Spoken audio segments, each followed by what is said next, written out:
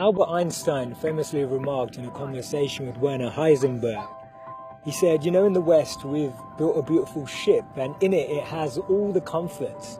But actually the one thing that it doesn't have is a compass, and that's why it doesn't know where it's going. This paradox of our times was propounded by the Dalai Lama when he said we have wider freeways but narrower viewpoints. We have taller buildings but shorter tempers. Will Smith said that we spend money we haven't earned on things we don't need to impress people we don't like.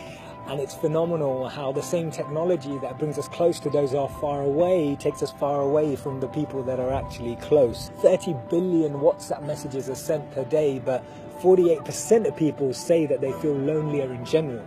The paradox of our times is that we have more degrees but less sense, more knowledge but less judgment, more experts but less solutions. It was Martin Luther King who said that the irony of our times is that we have guided missiles but misguided men. Have you ever found it perplexing that we've been all the way to the moon and back, but we struggle to start a conversation across the road or across the train? And it's amazing that Bill Gates was known as the top earner in 2015 with a wealth of 79.2 billion, but 1 in 4 CEOs claim to be struggling from depression. Do we actually thrive off this paradox? Is it that this paradox actually makes the media interesting? It's what makes journalism interesting. It's what makes politics interesting. It's what makes television interesting. Is this paradox actually what we feed off and what we live off and what we talk about and discuss in our circles? Doesn't it seem that we've tried to clean the air but polluted our soul? We've split the atom but not our prejudice, and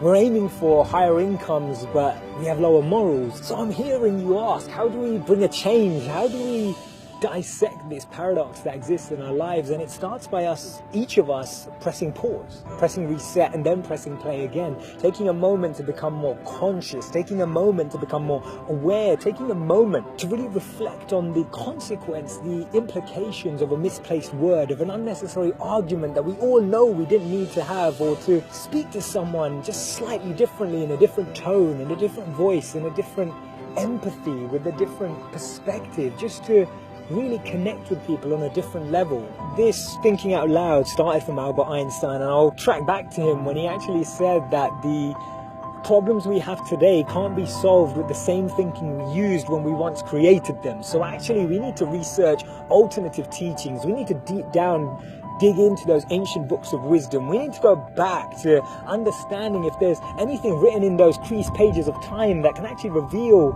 more knowledge and more wisdom of how we can transform our experience of life today. Otherwise, this paradox means that every step forward we take, we're taking 3 backwards every time.